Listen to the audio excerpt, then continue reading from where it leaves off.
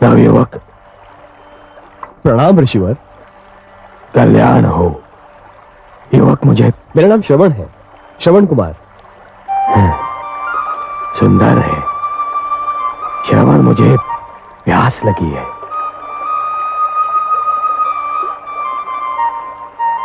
क्या बात है? मुनि श्रेष्ठ, आपके वस्त्र तो आपका परिचय देते हैं, परंतु आपके शस्त्रों से आपका परिचय समझ में नहीं आता। तुम मुझे मेरे वस्त्र देखकर मुनि कह रहे हो, परंतु मेरा ये धनुष, मेरा परशु, ये तो मुझे मुनि सिद्ध नहीं करते। उच्च कुल का तो सिद्ध करते हैं। उच्च कुल? मेरा कर्म जाने बिना ही केवल मुझे देखकर ही तुमने मुझे उच्च कुल का सिद्ध कर दिया। आप अवश्य किसी श्रेष्ठ ऋषि की संतान हैं, परंतु मैं एक वैश्य मुनि और छोटी जाति की माता की संतान हूं। श्रवण, तुम्हें अपनी माता को छोटी जाति का कहते हुए लज्जा आनी चाहिए। माता तो माता होती है, जो पूजनीय होती है।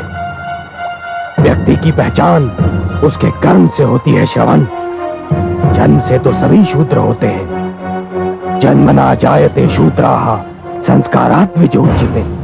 क्षमा करें, मैं तो आपका विचार करके कह रहा था। मेरे हाथों से जल लेकर। श्रवण, वायु हर श्रेणी के व्यक्ति को छू कर आती है, और हर श्रेणी के लोग उसी वायु से अपनी श्वास भर लेते हैं, शीतलता प्राप्त करते हैं। सूर्य की किरणें भी सभी के लिए समान होती हैं। श्रवण, मेरा अर्थ समझ रहे हो ना?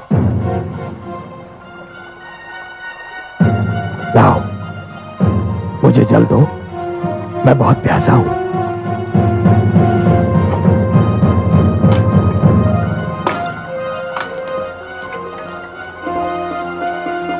सुखी रहो।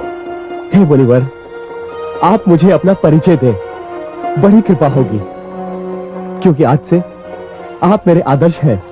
श्रवण, मैं ऋषि जमदग्नि और माता रेणुका का पुत्र परशुराम हूं। जन्म से तो ब्राह्मण हूं, किंतु कर्म से मुझे क्षत्रिय बनना पड़ा। भगवान परशुराम, अहो भाग्य मेरे, जो मुझे आपके दर्शन हुए। एक तीर्थ स्वयं चलकर मेरे पास आ गया। मैं तुम्हारा तात्पर्य नहीं समझा। मैं अपने अंधे माता पिता को तीर्थों की यात्रा कराने निकला हूं। वो जो बैठे हैं मेरे माता पिता हैं।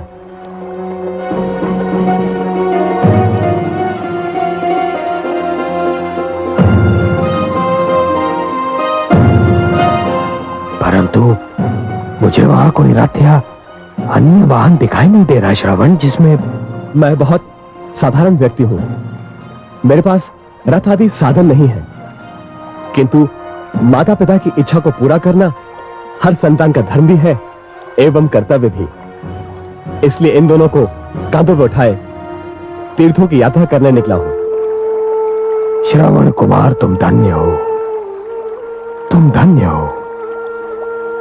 तुम्हारे दर्शन करने के उपरांत अपने माता पिता का परम भक्त होने का मेरा अहंकार तो चूर चूर हो गया।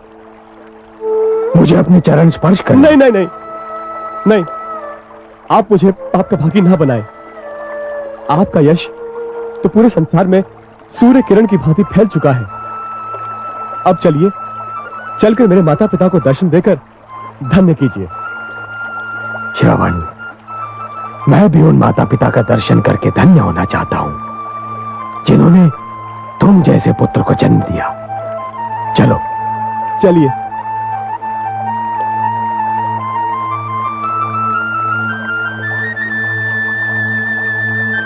माता पिताश्री, भगवान परशुराम पधारे हैं। हमारे धन्यवाद। हे भगवान परशुराम, हमें अपने चरण छूने दीजिए। नहीं माता, चरण स्पर्श तो मुझे आपके करने चाहिए।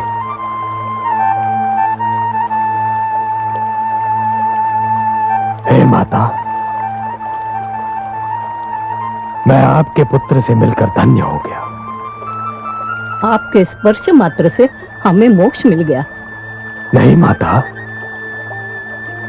आपके दर्शनों से मुझे संन्यास प्राप्त हो गया।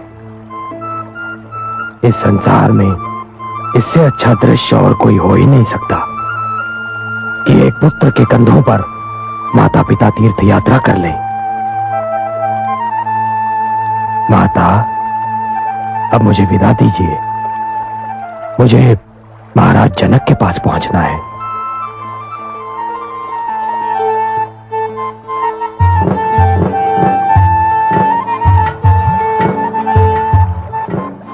श्रवण,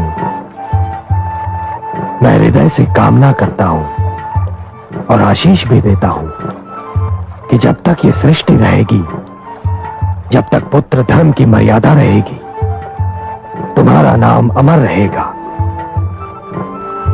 आयुष्मान भव, आयुष्मान भव।